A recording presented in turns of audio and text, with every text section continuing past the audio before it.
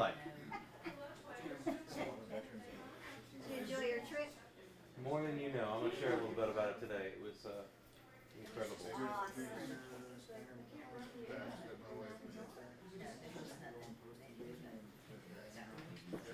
It's posted. Thank you. See, and then you get to see what kind they are. Through the weed holes and work on. Hey, how are you, Bobby? Doing well, thank you.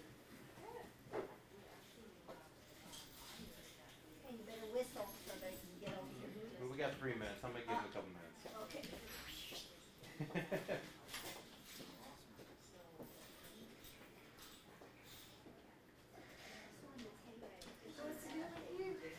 Hey, Mike. How are you?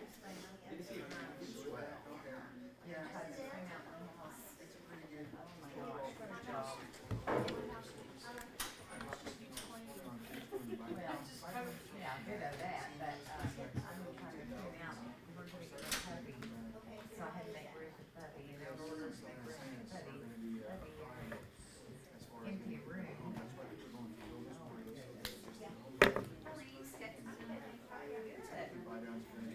Morning. How are you going out to LA for a couple of weeks? You are? Yeah, did you see the wildfires out there? Yeah, mostly. I saw him Did you see them from the air? when we took off. Yeah, I could see it. Like, wow. That's Smoothies. They're not the most attractive, but But they're it's warm. close to LA. Did you go to LA? I was in Beverly Hills. Oh, we could see them on the hills. No, that's fine.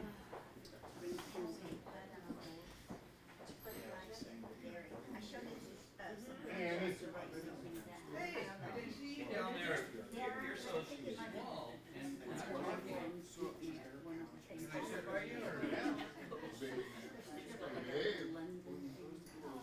Excuse me, yes, I am. I'm going to sit by this. But you never know. I'm going to sit by this young man here. How was your weekend?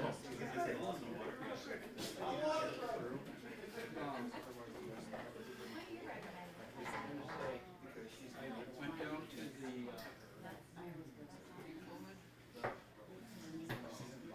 Veterans Day Parade downtown.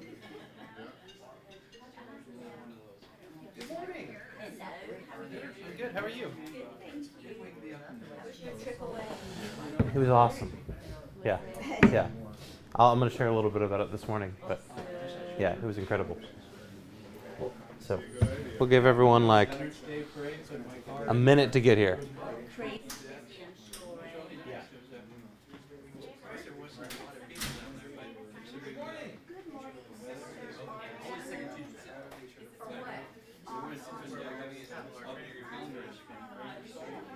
First time I've really been down there since I've been here. Yeah. Do you get anything? So now you know we're sitting here. Oh, did I go by 6 feet? Did I? I didn't even notice. I didn't even notice.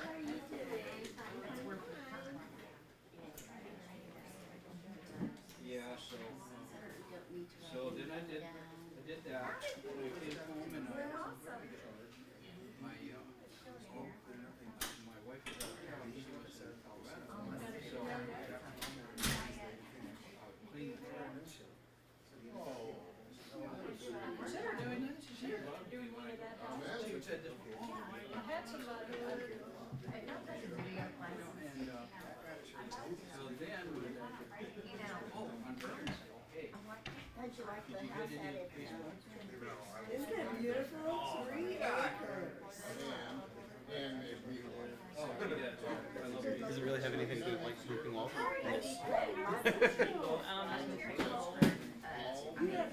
Good morning. Good morning. How are y'all today? Right. Yeah, you're good. Good. Well, I'm glad. I'm glad you're above ground. Yeah, there you go. Yeah. My grandpa always used to tell. Well, he still tells me because he's still here. Whenever I go see him, I'm glad you got to see me today. Or any day I'm on this side of the ground is a good day. So, so what's going on? Anything new? Anybody working on any crazy deals right now? Come on, Rita. Hey, the only deals that go crazy for Rita are the ones where she's personally buying one of the properties or she owns one of the properties, right? Yeah, that's still going.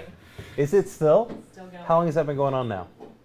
Well, Well, we've owned it for 6 years, so 2 years now. Give us a synopsis of the situation.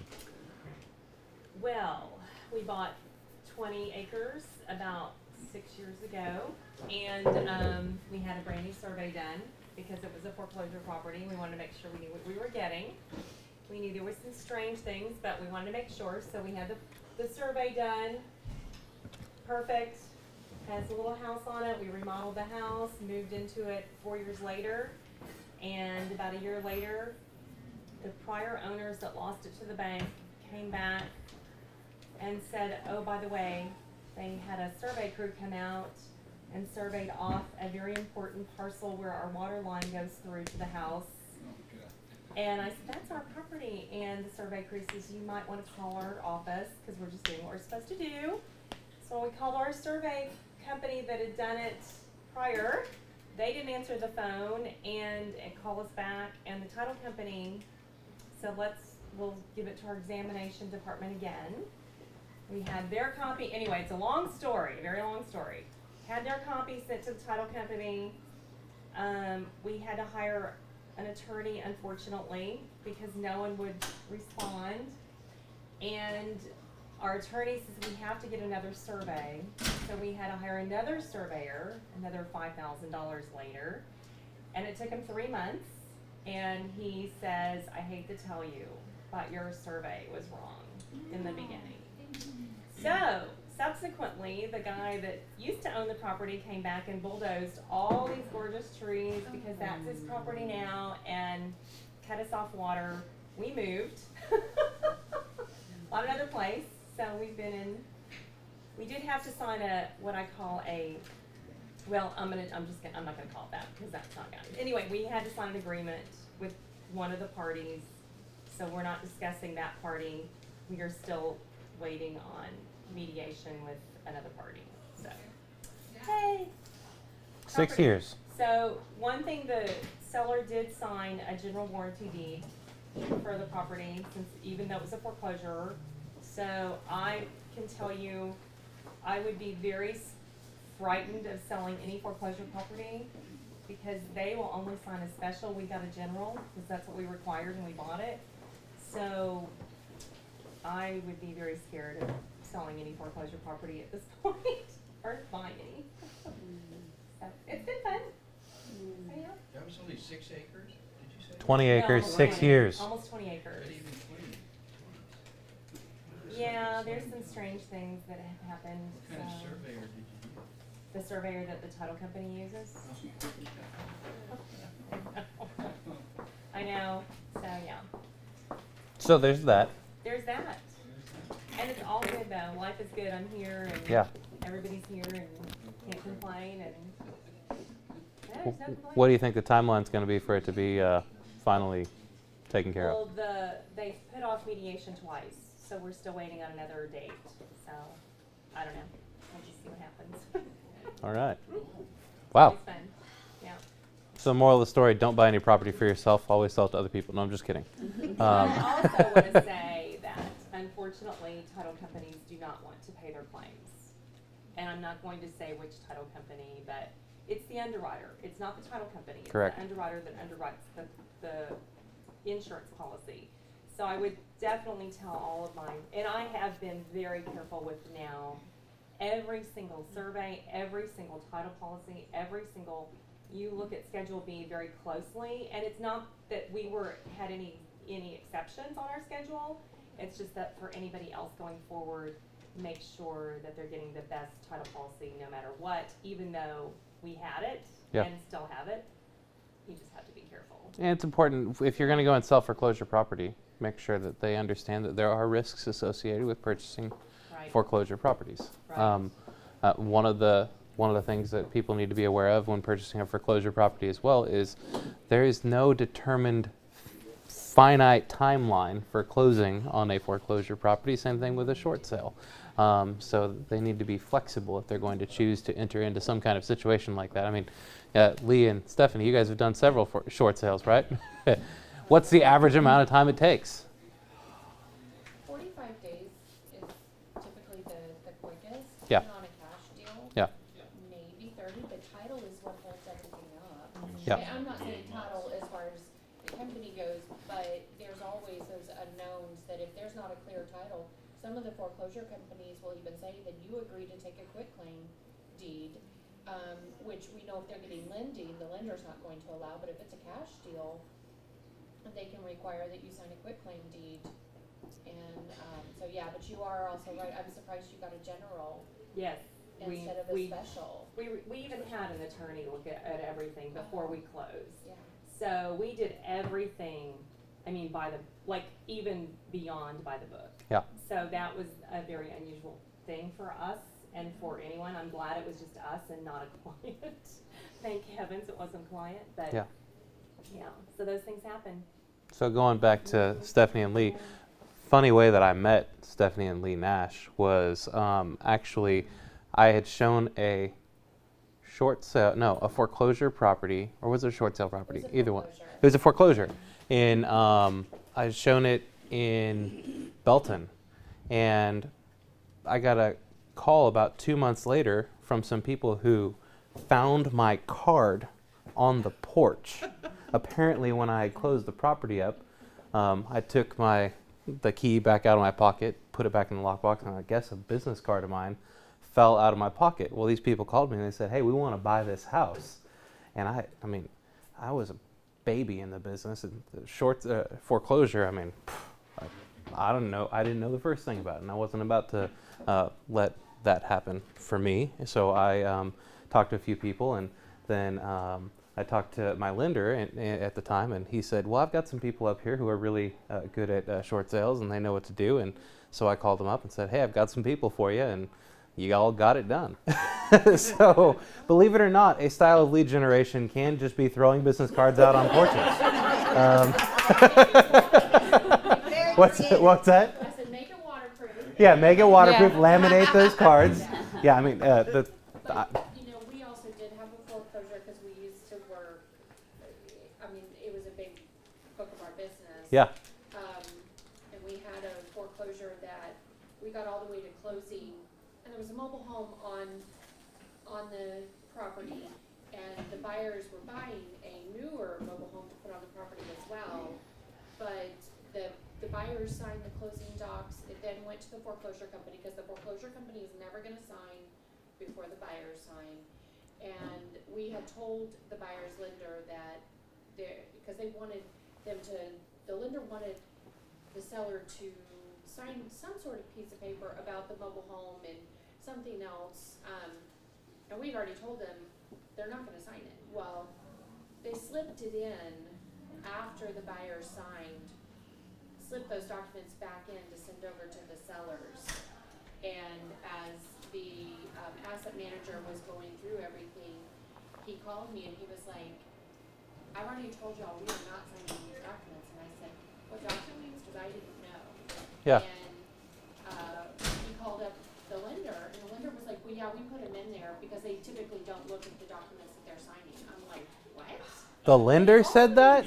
They always look at the documents that they're signing, and sellers failed. They did not close, and that's the first time I've ever gone to a closing where one party has signed, the other party said, "Not going to happen."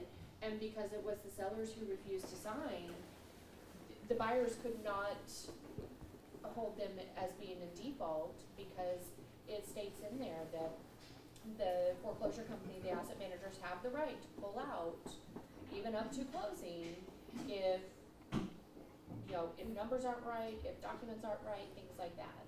And so that was I probably can't the worst believe one. that the lender said they're not going to read it. We're just going to slip it in. Well, You can tell me who the lender is later. Cascade. What Cascade. is the They're lender? one of the big mobile home lenders. So, Man, but yeah. sounds like a lawsuit waiting to Go happen. through Cascade if you have they won't close on time either, so. Wow. That's crazy. All right, Kristen, what do you got for us today? A couple of things. So, Mary Phytech, has anybody or are you selling in the Berry Creek subdivision? Yes. Yeah, we have Okay. several people that do. So there is, I know that a lot of people are putting on MLS that possibly there is no HOA in some portions of that area. However, there is a mandatory deed fee that's payable monthly on certain sections in Berry Creek. And the fee is applied to any membership monthly fee and is subject to change.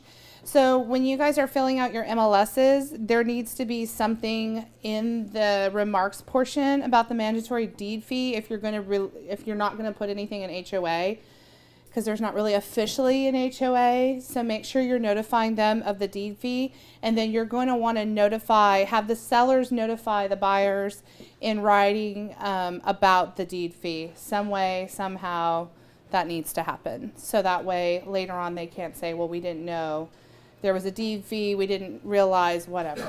Any questions about that? Did you add it to the seller's disclosure somewhere? Yes. Your seller That'd be a can good place add to it. do it. Yes. The seller could do it. Yes, Yeah. the seller can add it to the seller's disclosure. And the reserves does have both. They have deed fee and HOA. Correct. Yeah. So Double whammy. call somebody if you don't know, because Berry Creek is crazy. It is, and I think the most important thing, that's where competency comes into play, is if you don't sell in that area, maybe it's your first listing in that area, definitely, like Rita said, reach out to someone and say, hey, is there anything specific that I need to know about this neighborhood, or partner with somebody, so that way you can get versed in that. So we want you to be protected and not lose the deal day before closing because the deed fee wasn't disclosed. Or have somebody come to you after After. closing and say, you didn't tell me there was a deed fee. Mm-hmm. It's happened before. Okay. Another thing I was going to talk about was advertising. So I find that I think maybe this used to be something that was kind of a normal thing to do, where you would say, hey, come make us an offer, or you'd put, when you're doing an open house, make us an offer.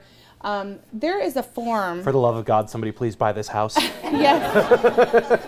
We're going to get to that, right? With Shift, it's going to get to that point.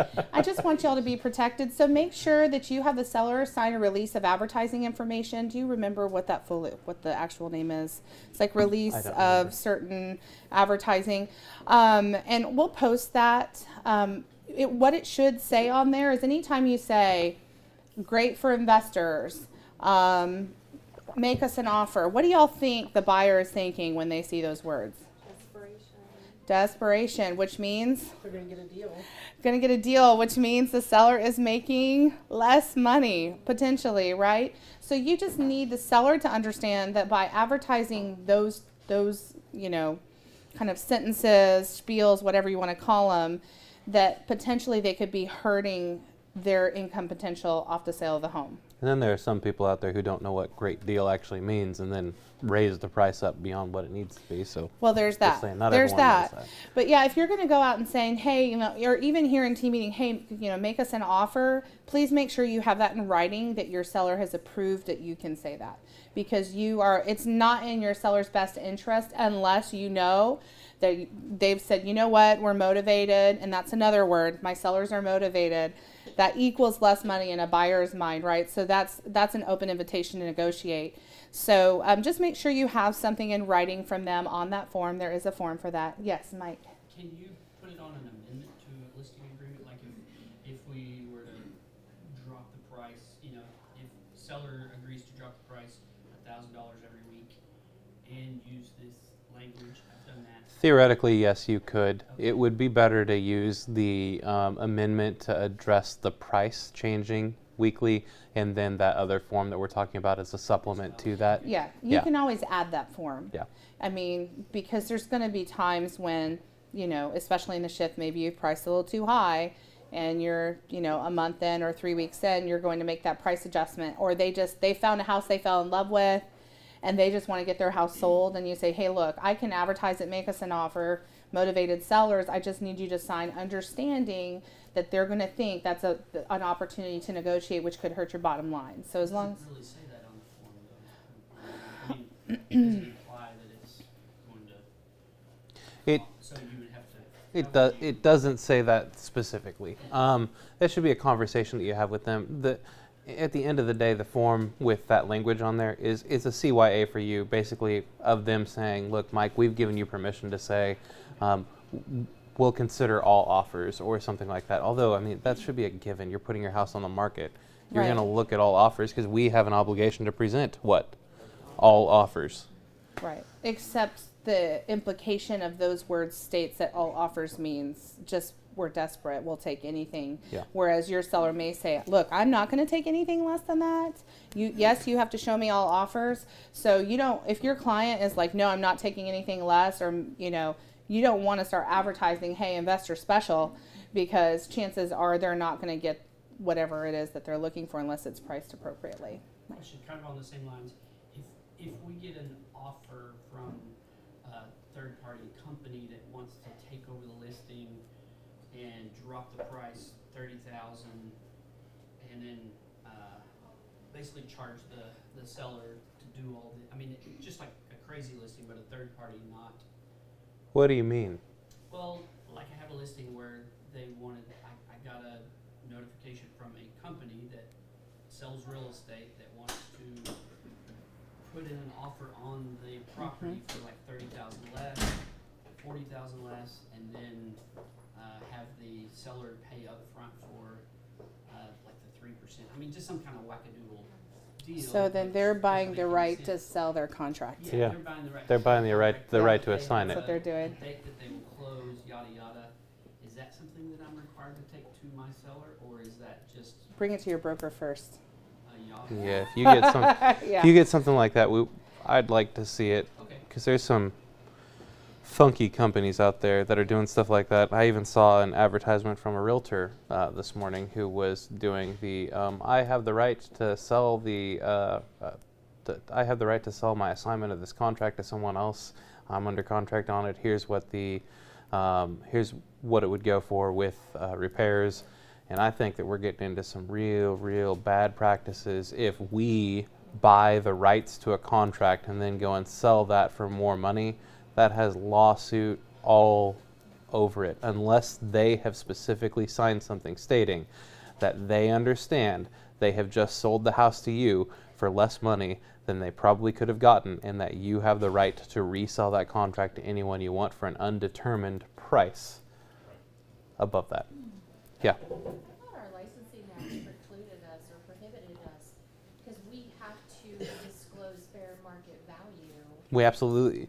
at any point, whether we're buying the property or selling the property. Yeah, you're right. You do have to provide fair market value to them. How is a licensed agent being able to sell their, I guess, assignment of a property from that standpoint? How is that? Well, it's a good thing that you brought that question up, because there was a case here in our office recently that not completely different situation.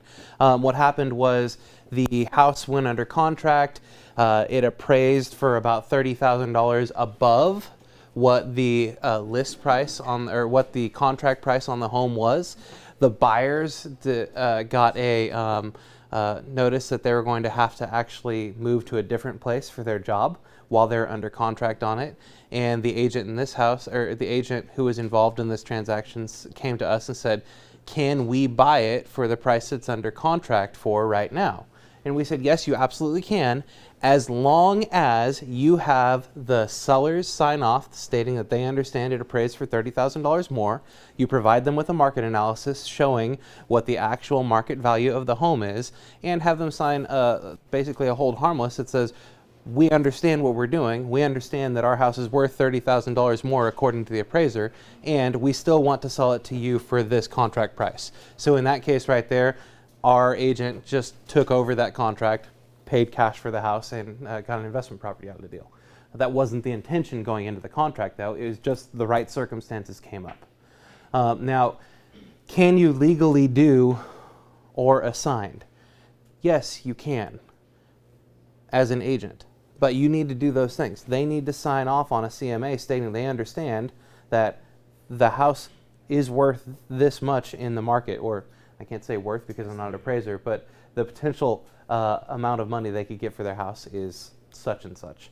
As long as they sign off on that, it's okay. But it's really dangerous. You shouldn't do it. It's a bad practice. I think Bob Baker had an attorney draw up a form, because we had an agent, Yeah. that was his business practice, Mhm. doing just that thing, and he wouldn't let it can do it without this form.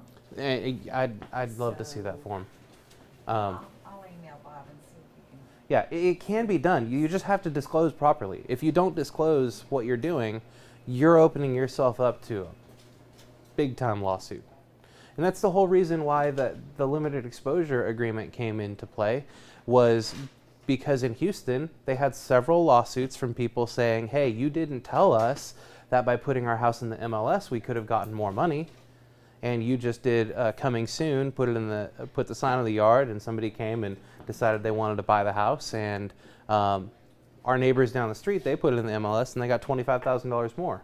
We expect you to make up the difference because you didn't tell us. That's why we have that limited exposure agreement stating that the highest and best use is to put it in the MLS because it's assumed to show the property to the most amount of people. Yeah. I have a quick question about that. Since Yeah. we're no longer doing that in MLS, but we're still allowed to put the rider signs in Still need coming it. soon, do we still need the Absolutely. limited exposure fee to Absolutely. Broadway? We had that actually before the MLS even had their Right, I just coming wanted to soon make sure trial that for a we're little still- while. Okay. Yeah. If you're going to put a coming soon sign in the yard, you need to have that. Okay. Even if it's a pocket listing and you're just going to go out there and advertise it to the world, they need to sign some form of that document stating that they understand they could have potentially got more money. Yeah. All right. Any other questions? I have one question for you guys. What amount do we pay the co-broker? 0. Huh? 0. The co-broker. The co-broker agent. What's our office policy? Minimum 3%. That's our office policy. 3% minimum is what we pay to the other agent. The reason I asked that is because the other day I was going through some of our MLS listings. There was one that came up and said 2.5% to the buyer's agent, and just wanted to make sure y'all know that our office policies will always pay the other agent 3%. Yeah. Quick question on that. Let me clarify. Unless it's a bank-owned property and the bank has said we're only willing to pay this amount of commission, in that case only can you split the difference between the two, or a judge has said, let's say it's a divorce or something, and the judge has said they're only allowed to pay this amount, then you can split that difference. We don't need to get anything in writing If it's what? if it's above 3. No, absolutely not.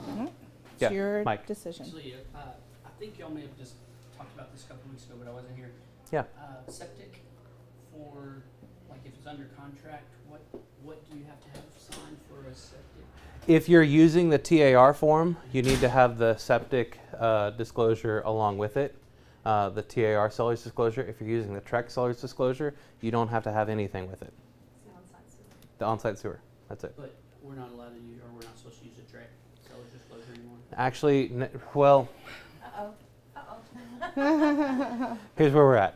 If you're going to use the TAR form, you have to use every single addendum that goes with it, including the on-site sewer addendum and any other things that may apply. If it's in a flood zone, you have to use TAR 1414, and if it's in a wildlife, some odd something or other, you have to use that form that goes along with it as well, if those things apply.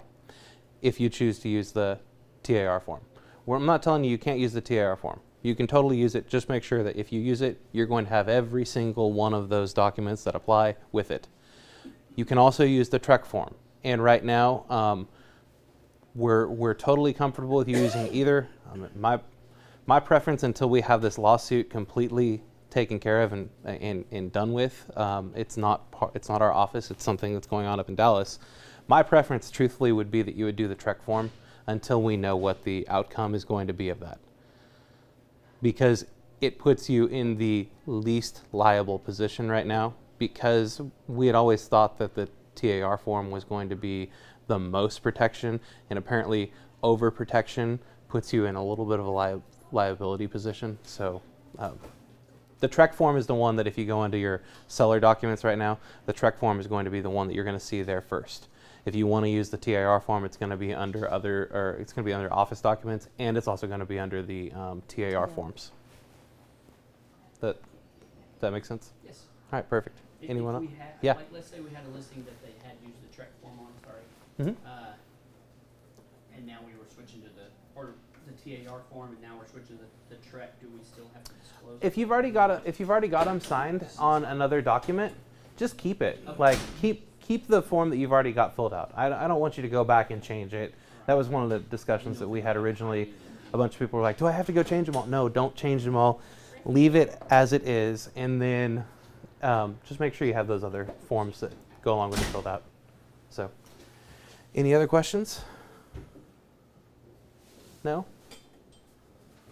All right, well, it's 10:57. We might as well just go ahead and get started. What do you think? Sounds good. All right, so how many of you guys have heard of Boudreaux jokes? Okay, you have heard them. Okay, so there's 3 people in this room who have heard of Boudreaux jokes. Up until last week at the John Maxwell Exchange, I had never heard of a Boudreaux joke. Apparently it's a Cajun thing. And yeah, big time Cajun thing, because the pastor who got up there, his name is Chris Hodges. He is a pastor in Birmingham, Alabama, huge church.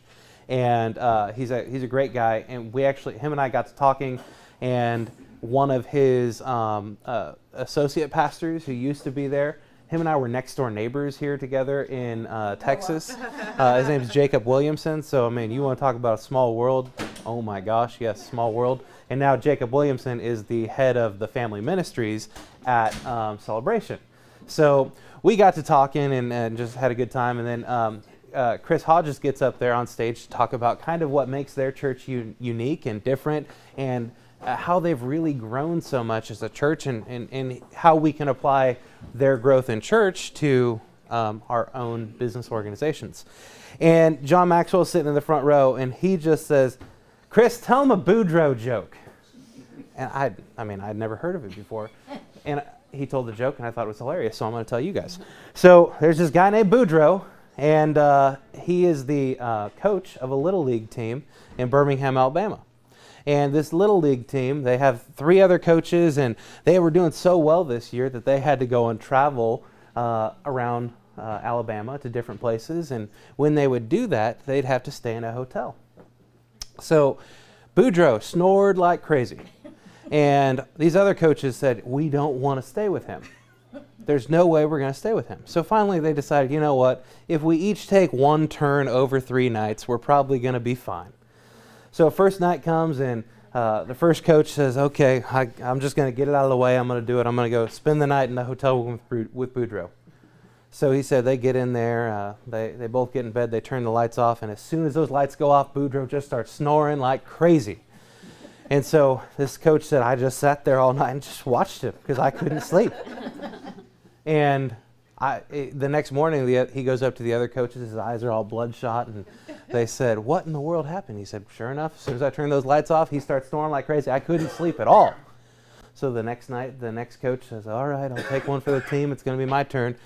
Same thing happens. He turns the lights off. Boudreaux starts snoring like crazy, and he said, I just sat there all night long and couldn't get any sleep. Next morning he goes, his eyes are all bloodshot, and he goes to that third coach who it was going to be his turn, and the guy says, man, I don't know what I'm going to do. And then comes time, and he wakes up the next morning, and he was able to get a ton of sleep. And the guys looked at him and said, what in the world did you do? He said, well, it was easy. I went up to Boudreaux, and I tucked him in, gave him a little kiss on the cheek, and he stayed up all night watching me.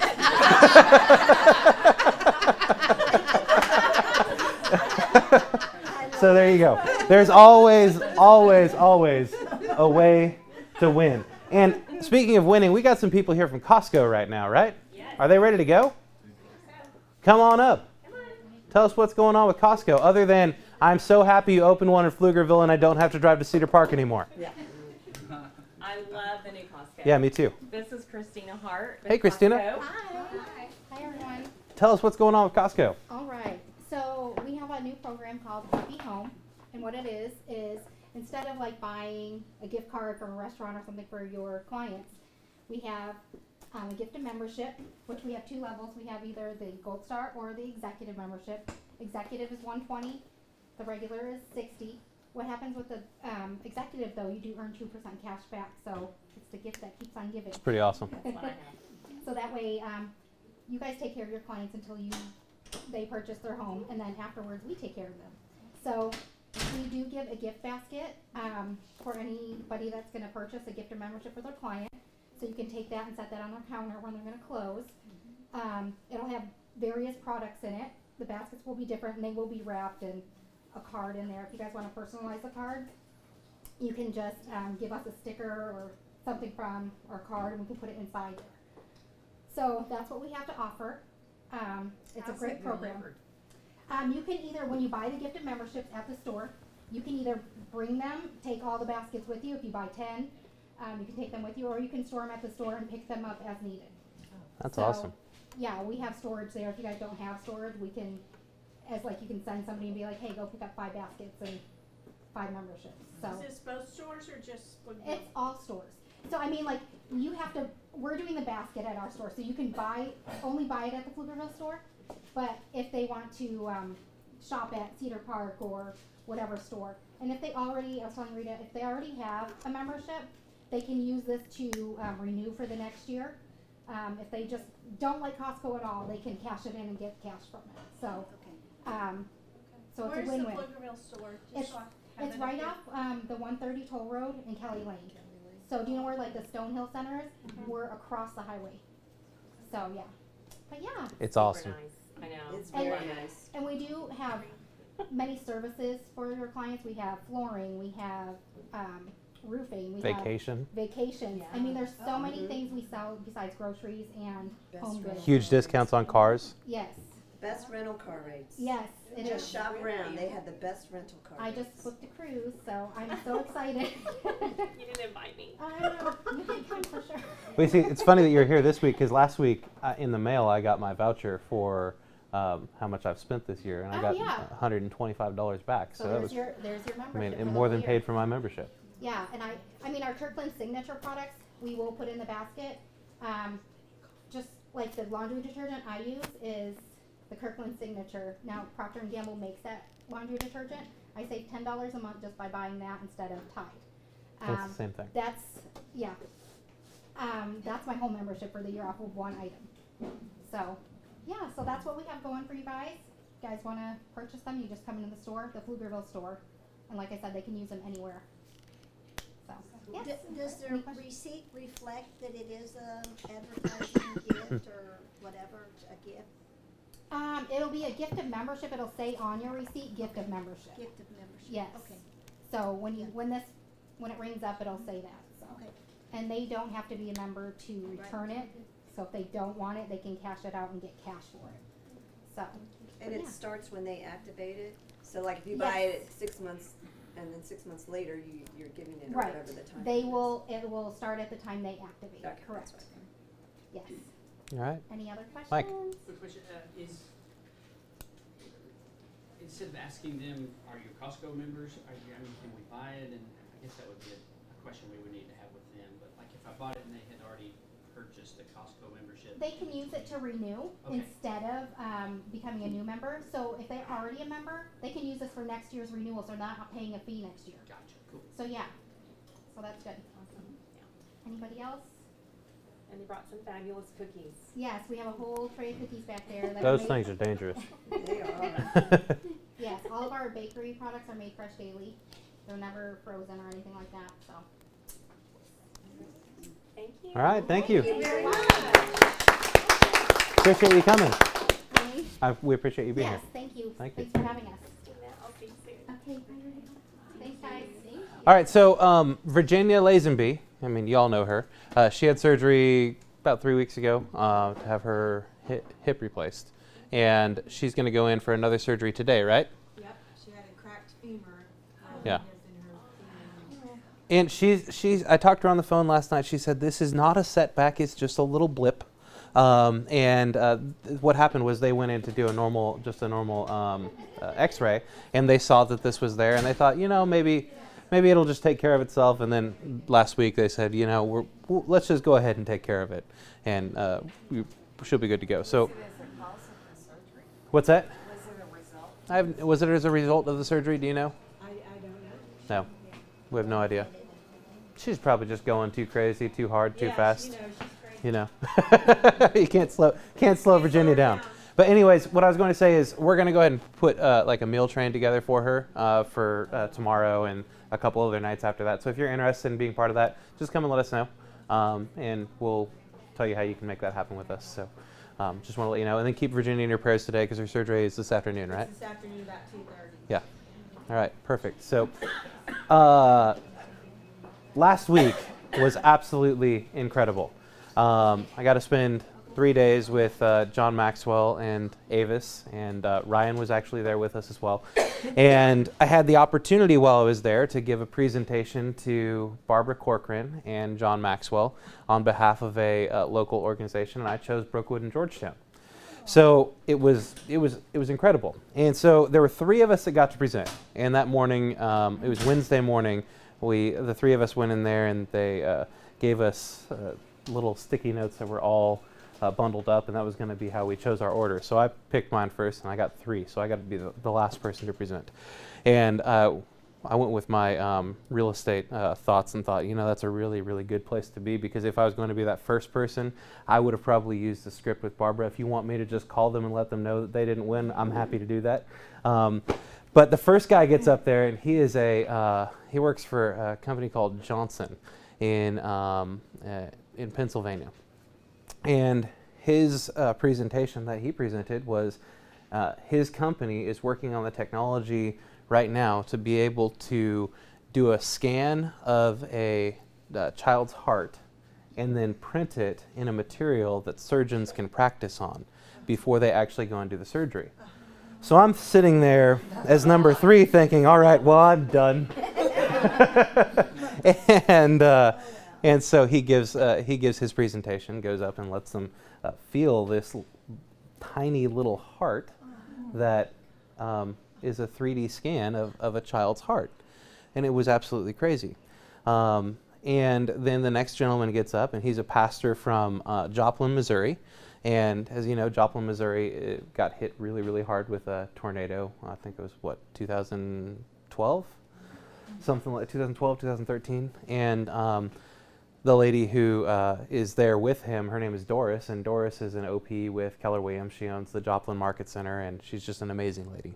And so Aaron gets up, and he presents about a recovery center that his church has been involved in for about 10 years, and how many lives they've had the opportunity to help transform through helping them to beat addictions. I mean, you name the addiction, they have a program that's helping people with it.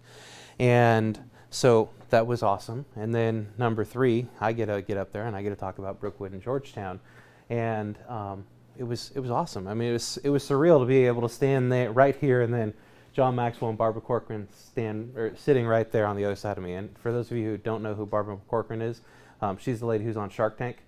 And if you ever meet her in person, she's like this tall, I think, maybe. And that's with heels on.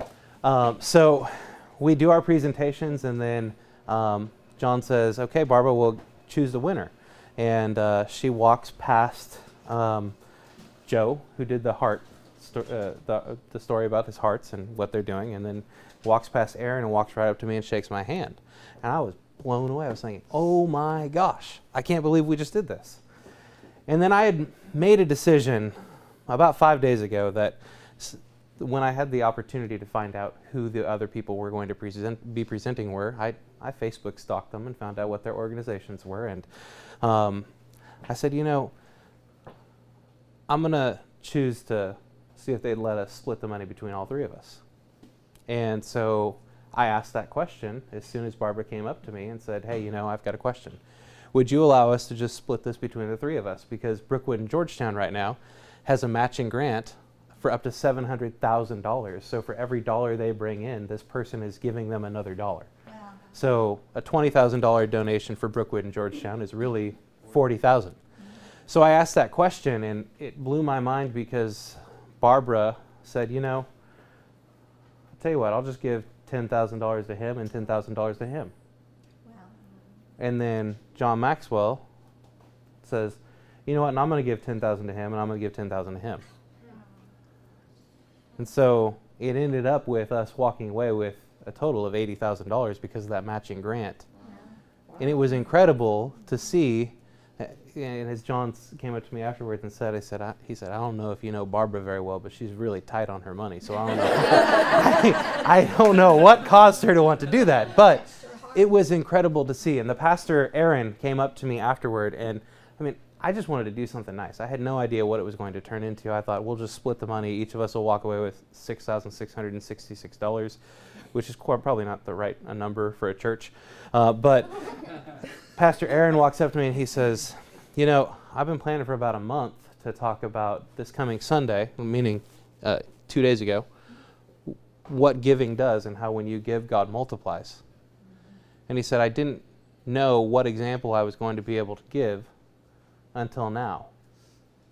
And he said, you know, I literally watched God turn $20,000 into $80,000 for all of our organizations, and it blew my mind. I said, you ain't kidding. It blows mine too, and I'm standing right here with you. So it was an absolutely incredible experience. And one of the big takeaways that I had from it was a lady named Ginger Hardage. And for those of you who don't know that name, she was the senior vice president of Southwest Airlines culture for 13 years. She was with the company for a total of 23 years. No, she was the vice president for 14 years. And she talked to us about the culture of Southwest Airlines and how important their culture is, and how you've always, they're very, very proud of who they are as an organization. And she talked to us about how that organization started. Did you know that Southwest Airlines started on the back of a napkin with a vision? On that napkin, they drew a triangle. They drew Dallas, they drew Austin, and they drew Houston. And those were the 3 places that they planned on flying. And that's really all they had planned on doing at that point in time. And it was a really, really difficult start for them, because they wanted to be a low-cost air carrier who would take you to your destination with a great experience. And so they started their ticket prices at $26. And that was less than what their competitors were. Well, what did their competitors do? They said, all right, well, we're just going to cut our prices to $26. So Southwest Airlines said, all right, you know what? We're going to make this work come hell or high water. And they cut their prices in half to $13. Can you imagine paying $13 to fly somewhere today? You can't even drive there for that price. Taxes are more than Yeah, the taxes are like $11.60 each direction you're going to go. And so they had to get really, really creative in order to make it work. And so what they did is they went back up to their $26 price and said, all right, here's what we're going to do. If you choose to fly with Southwest Airlines and you're going to pay us that $26 price in order to fly with us, we're going to give you a bottle of liquor. And at that one point in time, Southwest Airlines actually became the #1 liquor distributor in the entire state of Texas.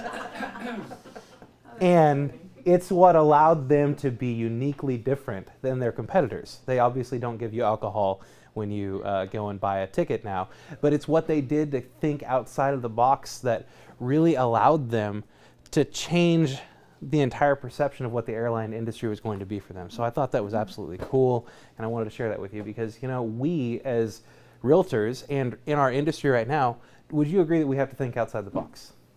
Would you agree that our company and our leader, Gary Keller, are thinking outside of the box with the technology that's coming out? So I wanted to share that with you today. Crystal, how did last week go? Let's ask the room. There's a couple people that were in here. Who was here for the Tech Road Show? Yeah, we got. There's 2 of you that were here. What'd you think? Oh, I thought it was great. I want to take it a couple more times. Yeah. To be able to take in all the information. Absolutely. And but I thought it was great. I love some of the stuff that's coming out, especially with the where you can do like your open house stuff and kind of do the slideshow and put, you know, bedroom and kind of label things. Yeah. I thought a lot of it was really neat. Yeah. What about you? To piggyback off of that for y'all that weren't in the room, essentially they've created a listing presentation that allows you to compare bedroom for bedroom. So, for example, how many times have you guys walked into a listing and they're a little out of reality when it comes to what their house is versus the other homes on the block? So this allows you to say, here's your master bedroom versus 3 other master bedrooms in your neighborhood. Let's rank it together. So it gets them more involved and interactive in the actual discussion to, okay, what are we going to list your home at? And realistic. And realistic, yeah. So they're like, okay, well, maybe my bedroom doesn't have hardwood floors and a brand new light fixture or so forth. So that's one of my favorite technology, Yeah, that was really neat. Good. Kristen, what trainings do we got going on? All right. Let me turn on my mic. So Perfect. I was watching the text on making sure we're good. Okay. So today at 12:15 we have Culture Committee is meeting. At 1 o'clock we have Master Your Follow-Up. So if you're working on follow-up systems, it's just going to be more like a mastermind of what are you doing, what are other people doing, how can we get better at that. And then of course master compliance. So we're going to go over the dot loop portion of submitting a loop into compliance. So if you're having questions, concerns, can't figure it out, show up to that. Okay. Wednesday, 11 a.m. we have a script skills. That's a round robin, so we just sit in a circle and we work on scripts. And sing Kumbaya, right? Yeah, that too. Actually, we work on objection handling. So if that's something you want to get stronger at, definitely show up to that. Ignite, price to sell is from 12 to 3. And then on the 15th, which is Thursday, we have never ending referrals. We have quite a few people that are taking, I think we've had 13 people through the class. And it's pretty phenomenal. It really just teaches you how to manage your database at such a high level through relationships. So if that's something you're looking to do, this is the place that you need to be every Thursday from 9 to 11. It's really phenomenal. And the videos, everything's been redone. It's 3.0. We've shortened the sessions. So show up. You'll enjoy that. And then at 1 o'clock, we'll have Master Your Contract to Close. And then at 2 o'clock, we're going to be learning how to do real estate reviews. So if you want to know what that is, you have to show up 2 o'clock. It looks like also on the 15th, family gathering is at Jack's Lounge at the Sheraton, 4 o'clock. And then the 16th from 12 to 3, we have Ignite Sell Your Listing. The staff has a out of the office retreat that day. So if you do need anything, we're going to have people in place for you to reach out to. Just a short note on that. Good. All right. Yeah, we'll be out from like 1 to 4 that day, just refreshing and working on our calendar for 2019. So, yeah. Okay. All right. Perfect. Thank you. All right. Shift tactic number 3. Do more with less. Meaning we got to have what? Leverage. Viktor Frankl says, when we are no longer able to change a situation, we are challenged to change ourselves. Would you guys think, do you think the market's shifting right now? Yes, it's shifting a little bit. I think that the right word for it would probably be normalizing, because the interest rates are going up and prices are kind of leveling off a little bit. We're not seeing any substantial drops or anything like that in prices. And I wanted to remind you of a resource that we have available to you called kwstats.com. If you go to kwstats.com, all you have to do is put in your MLS username. For me, for Austin, it's just my MLS, license number. For CTX MLS, I think it's your license number with like a 0 or something like that in front of it. So when you log into that website right there, you can put in a specific area and it's going to give you stats like that instantaneously, so you can see exactly what's going on in your market year over year, month over month. It's a great resource, and if you were to do that on the MLS, it'd probably take you about 2 hours to compile that data. This one does it in less than 30 seconds. What is it again? kwstats.com. So doing more with less really means that we've got to focus on our people that we have in our database. I was talking with David Ralston this morning, and we were talking about what he's done for the year and what his databases look like. And he said, you know, I've really got about 170 consistent people that are always in my database that I'm always reaching out to. And he said, how many transactions do you think I closed this year? And I said, I don't know, 17. And he said, yeah, exactly 17. So he's getting exactly the return of 10% on his database. And then he talked about his team. And sure enough, each one of them, for the amount of the size of their database, is getting a 10% return. So in any market that we're in, the people that we know, that we like, and that we trust are going to help us to continuously do business. So build your database. If every single person in this room was to add 2 people to their database every single day in the year 2019, and you only worked 5 days a week, how many people would you add to your database? 520. Just by having 2 new conversations every single day. And if you only wanted to work and do that 1 year, do you think with 520 people in your database, you could have a sustainable business where you're making a good amount of income every single year? Absolutely. Especially if you got a 10% return on that database every year. 52 transactions, how many of you guys would be good with that? Really? 2? 2 people? Okay, we're up to 3 or 4 now. All right, good. All right, and then shift tactic number 4. So number 3 is do more with less. Number 4 is find the motivated. And what it talks about is being relentless in your efforts of lead generating and really going through your database and finding those people who are more and more motivated. I want to share this. It was a post on Facebook the other day from another team leader, and it says, Zillow has sold 176 million leads at a whopping $765 million price tag in the year of 2017 to real estate agents alone. Only 5.5 million homes sold in 2017. You do the math. They sold 176 million leads for $765 million, and only 5.5 million homes in the entire United States closed. Stop giving your money to a company working to eliminate you from the real estate industry. Thank you to Keller Williams for investing $69 million in cloud technology we own to keep the agent relevant. Keller Williams is a good 4 years ahead of our competitors in this ever-changing real estate technology company. If you do not understand the impact this is having, we need to talk.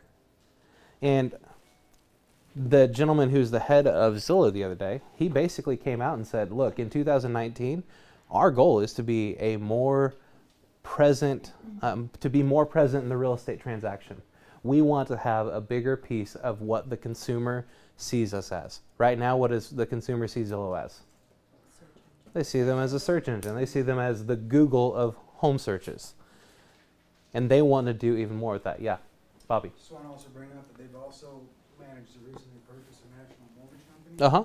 So now not only selling homes by themselves, even though they're not realtors, they're still selling homes, and they're doing loans for them also. So all this money that's going to Boomtown, it's helping them to do business, taking business away from us.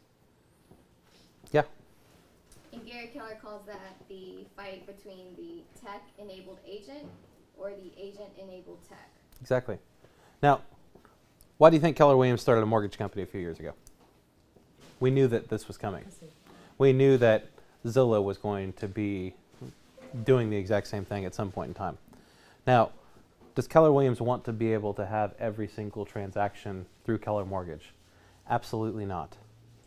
What our intent is to grasp to get those people who are already, going to do their entire transaction online and wanted to have a very, very minimal experience through the one-on-one personal touch. They wanted to be able to reach out to those people. Now, are there people out there who are going to hate that experience? Absolutely. I still want to be able to pick up the phone and actually talk to somebody. And like I know with Bobby, if I were to pick up the phone, I could call Bobby and talk to him. Or as Avis would say, make sure you use a lender you can find and choke. We all know where Bobby lives. So they don't want to take every single transaction, but what they want to do is get those people who are already going to go and use a product like Rocket Mortgage or Quicken. Did you know that as soon as one of your clients goes to Quicken and fills out an application with them, that lead is sold to at least 8 other realtors who are going to start calling that person and trying to take them from you? Now, that's against the code of ethics. Yet, does it happen? It absolutely happens. Nevada has, their MLS Mhm. has done away with Zillow. Yeah. Is there any opportunity that It was actually Las Vegas that did that, and it was last week where they said, we're turning you off. I would love to see that happen. And that was really the intent of what Upstream was when they were working to put that together. I don't think that we're going to see it happen. And this is off the record, and I do realize that I'm on YouTube right now. But we have boards that are very money hungry. Yep. And it's not in their best interest for them and that board to turn it off to Zillow, because they're making money off of it. But aren't we the board? Theoretically, yeah. Yeah. We've been sold out for a long time. The first people who sold us out were the National Association of Realtors, who sold us out to Realtor.com, which is now owned by Rupert Murdoch, because he's the majority stockholder in it. And there are a lot of people at NAR who, when they decided to do that, were made millionaires really, really quickly because they got a stock option to purchase the stock for a very, very inexpensive amount of money at the very front end. So I don't see it happening in our area. And I mean, your post last week goes to show that the MLSs, they're for Zillow being involved. I mean, if Netris goes and allows Zillow to have the sold data, I think they're violating a state law. And Gary Keller, in a thing that I was at last week, he said, you know, I don't know why we don't have agents out there picketing in front of them for even asking that question. Because the people that we are paying every single year, do they really have our best interests at heart anymore? And the National Association of Realtors right now is also working on a product that would be a CRM that is going to have some kind of a back end on it. And I mean, you better believe that everyone's going to try to have a piece of their hand in that, including Zillow. And Zillow is working right now to get rid of the pay for leads service, and they want to go to a give us a referral fee. Why would they want to do that? They can make more. Capture all the data. They're gonna capture the data. That's it. Oh. Capture all of the data. Because on a referral fee, do you have to know what the sold price was?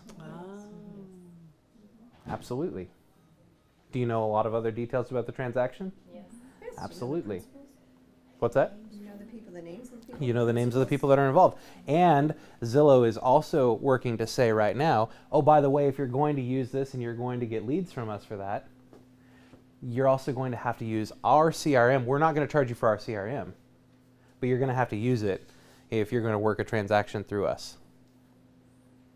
Are we allowed to give referral fees to a company like Zillow? If they have a broker's They license. have a broker, okay. Yeah. They don't have a broker's license in the state of Texas yet. They do have a entity that they have registered, and they have a broker in Dallas. Wouldn't this, from a grassroots position, I mean, I've noticed Keller Williams is not very involved in our MLSs and our boards and stuff like that. So, and I know there's a lot of resentment because we're the big gorilla here, but wouldn't this benefit all of us if people started running to those offices and getting active in the MLS? Why do you think we bought Smarter Agent? Because Smarter Agent was our backdoor to having access to every single MLS data feed that we need for our entire country.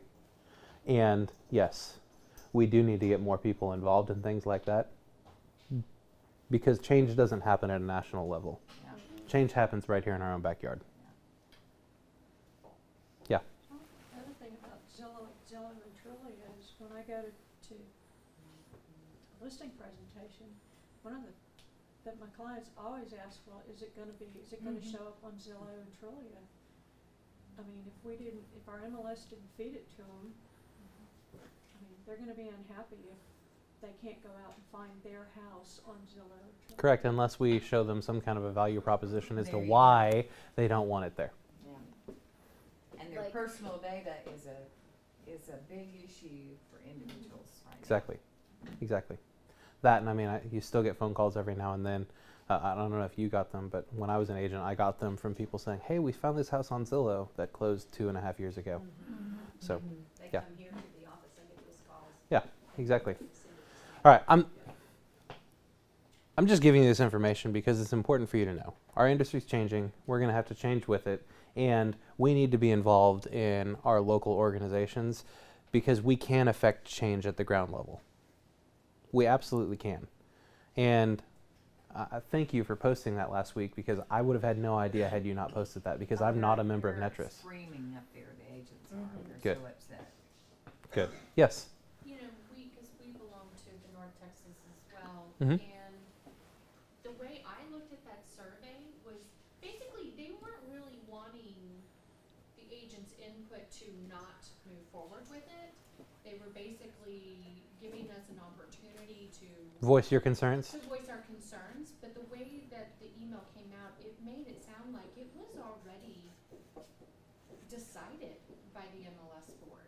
And that's another part that concerns me when we look at who we vote in to our MLS boards, is that, you know, that needs to be a very clear question that you're asking those board members of how they feel about this, because, I mean, we know our AEs and things like that, but, and everyone screams, we don't want our dues to go up, and that's how we, you know, because they have these business relationships with different companies and stuff like that, but at the same time, I found the email and the survey to actually be Hey, look at what we've done. What do you think?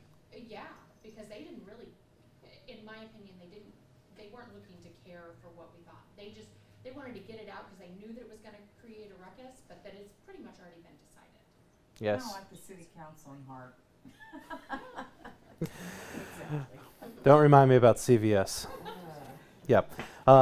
These things are important, and it's something that can be worked on. I mean, going back to that and the sold data, when the Central Texas MLS was created here in Williamson County, they wanted us as a brokerage to just give them all of the sold data. And we told them, no, we cannot do that because we didn't get permission from our sellers to be able to provide it to that. We did get permission from our sellers to provide it to Actress because it's in our listing agreement, but the CTX MLS at that point in time did not exist. So if you're going to be putting your listings in two different places, you need to make sure that your clients are aware that it's going to be going to two different places and not just one, because they do have the right to take legal action against you for sharing data that they didn't give you permission to share. And if they do that up in Dallas, they're going to be in deep dog doo. Yeah. So, all right, who's got a new listing they want to tell us about? Yeah, Megan. I've got 14 and a half acres at the edge of Killeen and Florence area. It really feels like more like Florence, and it's Florence ISD. It's 164 800, and it's got 2 pens, a 10-acre pasture, and then 2 smaller pens, and it's got availability to be subdivided. Good. All right. Who else? Is it an ag? No. All right. Who else? Any other new listings? Just you, Megan? All right. How about coming soons? Wow. It's winter. Y'all getting ready for the holidays or something? Megan? I've got something under 230. It's 1,300 square feet in Serenata. Okay. All right. Is that it? Buyer needs? That's it. All right. Well, that was easy. Come on, guys. Get to work. Is our sponsor ready? He's standing right there. Hey, come on up. Century Communities. Century Communities. Let's give it up for him. Tell us about yourself. Well, I work at Century Communities in Saddle Creek. It's right off of Rock Ride Lane and Interloop on the east side of Georgetown. Yeah. Andy's actually been out a few times, and he's had a couple of open houses for us, so Good. It's nice to see a familiar face. But I just really wanted to kind of introduce the community and invite you guys out. Right now, we're doing a really nice promotion for the end of the year. You know, builders are basically trying to get the homes off the books. So basically what we're doing for the end of the year is we're giving all homes that are ready to move in all upgrades free. So they're basically at starting price. So we have homes that you can save anywhere from around $20,000. You know, basically, you know, they have their covered patios in their upgraded packages. So we do like a gold, a silver, or a bronze package. We have walk-in showers. All that's basically free. The land premium, all that's free right now for our guests. So earlier in the month we had around 27 specs. Now we're down to around 15. So we have 5 specs left that are in the 45-foot lot. So we have around 5 homes under 260. And the rest of our homes are on 50-foot lots. And those homes are a little bit higher price, but we have around 6 of those around 289 and also around 299. But either way, the most popular products right now are 45-foot lots. And it's a really nice way to kind of get in, get some quick cash. As your leader was saying, you know, don't want to take your holidays too early, but nice way to kind of get some cash before the holidays, you know, for your families, because you know they're all ready to quick close. We were on the phone yesterday for like 2 hours with IT, so My printer was on the fritz, so what I'm going to do is basically just email out some of the information, like our spec pricing list, so you guys don't have to, you know, write all of it down and try to remember it. I'll just use technology to its best. But either way, we have a really beautiful community. It's a master plan community. There's Chesmar out there. There's Pacesetter. Great Point has just announced that they're going to come out next year. We have a really nice amenity center as well, and that amenity center is going to have you know, a fitness room, an event and catering room, and the pool is already open to the public. So you know, really nice area. And disc golf is huge in Austin, and also kind of in Georgetown as well. So we have a little disc golf course in the green space. So overall, it's a really beautiful community, and like I said, right now we have a really big incentive for the end of the year. So it's a really good time to come out. For realtors, you know, we have a 3% incentive, and we just do that tiered bonus program. But if you guys want to come out and check out the community, you really like the community, you know, you have some buyers that are interested in that price point and in that type of home, I'd love to sign you guys up on the VIP realtor list. We do something very similar to like Milestones list, where you get 4 or 5%. And right now, you know, the realtors who are on that list get 5%, you know, for this end of the year promotion too. So that list starts in January. So that's the perfect time to kind of check out the community beforehand and see if you want to get on that list, because it's pretty limited. But either way, I appreciate you guys letting me come and sponsor your lunch. I would like to get all of your business cards. I have a little drawing if you guys want to kind of maybe get like a little bucket or a bag and kind of get some business cards. Perfect. Pass them in. What are the square footages of your 5 specs on that 45 lot? So Oops, I I'm have sorry. 2 homes left. It's a 4 Throw it at you. It's about 220 square feet. Okay, great. Yeah, that's probably our biggest thing for our book, and that one's 248. Okay, great. And I also have my cards. Scott. Thank you. Thank you. Anyone else?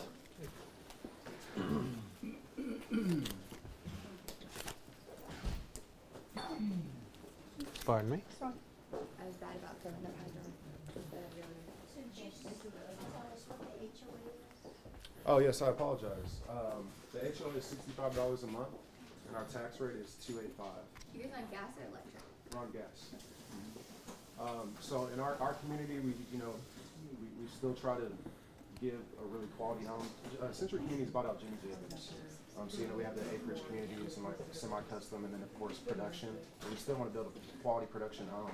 So in our community, we do 3 sides masonry, which is only a requirement in our community to do 25% front side only. But we're still doing 3, 4 sides gutters, sprinkler system in the front, side, and back. All that's standard. Yeah. So they're really good quality homes. Really nice homes. I've been out there quite a bit. And he's come out and done a few of them. Really a nice home for the price, actually. I appreciate that. So we're gonna do a little shuffling. Yeah. 2 cards, so we have 2 chances to win. We're gonna pretend we're in Vegas here. Yeah. Don't spend it all over. Don't spend it all over the place. Yeah, I just got back from Vegas.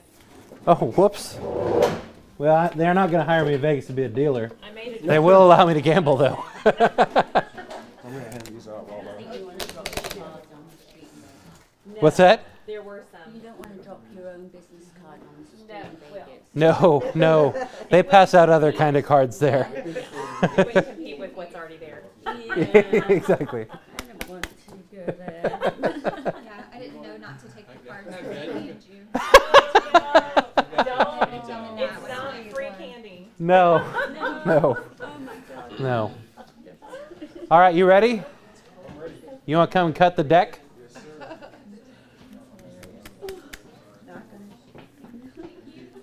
What's that? Yeah. Oh, yeah. All right, who's the first one? Who's on the bottom? Flip it. Pat. Pat. Shuffle it one more. You got 2? It was Greg, the magician.